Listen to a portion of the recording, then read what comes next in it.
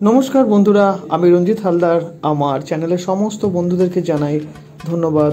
বন্ধুরা, আমরা 25শে ডিসেম্বরের আগে ঠিক 8ই ডিসেম্বর একটা পিকনিক করেছিলাম পুরাতন বছরকে বিদায় জানানো এবং নতুন বছরকে স্বাগত মনে রাখার জন্য আমরা পিকনিক করেছিলাম। আমরা পিকনিক স্পট চুজ করেছিলাম বন্ধুরা মিলে, সেটা হলো কেল্লার মাঠ। সেখানে ডায়মন্ড হারবার কেল্লার মাঠ। আপনারা যদি ট্রেনে করে আসেন ডায়মন্ড হারবার স্টেশন থেকে আপনারা সোজা অটো বা টোটো ধরতে পারেন, বাস ধরতে পারেন, 10 টাকা নেবে। বা যদি আপনি NH 17 থেকে যদি কাকদ্বীপের দিক থেকেও আসেন, ওখান থেকেও আপনারা বাসে এসে মায়া রোড বললেই হবে, ওখানেই নেমে আপনারা সামনেই কেল্লার মাঠ। মাঠে প্রবেশের জন্য মাথাপিছু 10 টাকা, এবং যদি আপনাদের সামনে সামগ্রী বা থাকে যা কিছু, তার জন্য এক্সট্রা আরও 100 টাকা দিতে হয় মাঠে ঢোকার জন্য। তো আমরা সব শেষে মাঠে প্রবেশ করলাম। করার পরে আমাদের একজন আসতে শুরু করলো বন্ধুরা। তো আমি সমস্ত কিছু রেডি করে আগের থেকেই নিয়ে চলে গেছিলাম, আমি ফ্যামিলি নিয়ে, সবাইকে নিয়ে। তো সেখানে গিয়ে আমার রেডি করতে হয়েছিল চানা, সেটা ছোলা সিদ্ধ করে চানা বানিয়েছিলাম সকালে ব্রেকফাস্টের জন্য। সেটা মুড়ি দিয়ে চানা বানিয়ে ডিম সিদ্ধ দিয়ে খাওয়া হয়েছিল। আচ্ছা, এখানে নিয়ে আসার মানে মেন মাথাটা কে ছিল? মাথাটা হচ্ছে রঞ্জিত বাবু। তাই এটা কোথায় এসেছেন আপনি? এটা কোথায় এই জায়গাটা? লাল কেল্লা।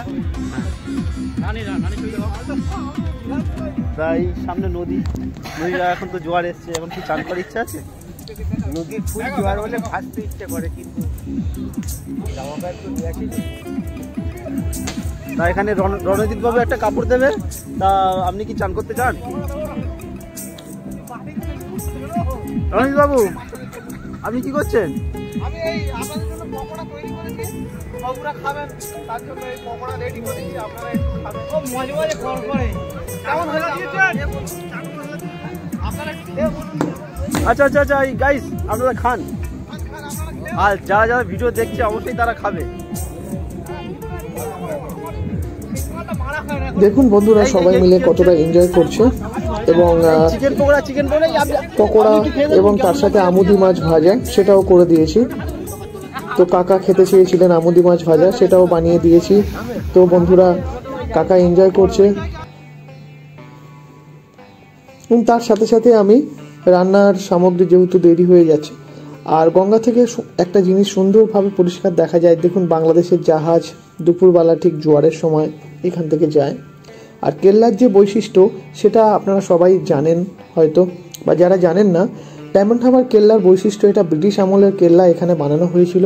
এখানে একটা অনেক বড় টাওয়ার আছে অনেক বিঘা জমির উপরে, সেটা এখনও আছে ব্রিটিশদের বানানো, সেটা আপনারা দেখতেই পাবেন। অনেক লম্বা, অনেক উঁচু একটা টাওয়ার এখানে আছে।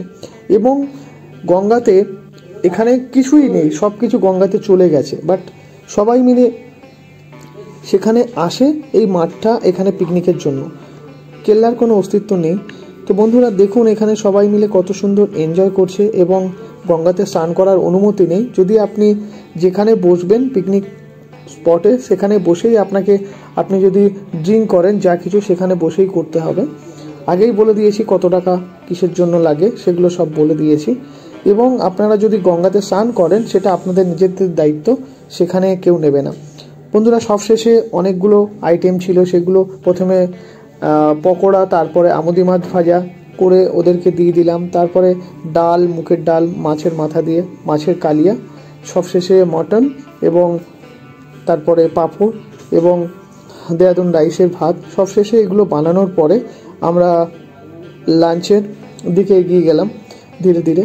এবং আশেপাশে দেখতেই পাচ্ছেন আমাদের কোনো অভাব হয়নি। ওখানে একটা মাসি আমাদেরকে জল বয়ে দিয়ে গেছে 200 টাকা, এবং থালা বাসনও পরিষ্কার করে দিয়েছে। ততটা ভালো না, পরিষ্কার করে দিয়ে যাবে, এবং ময়লা নোংরা ফেলারও জায়গা আছে।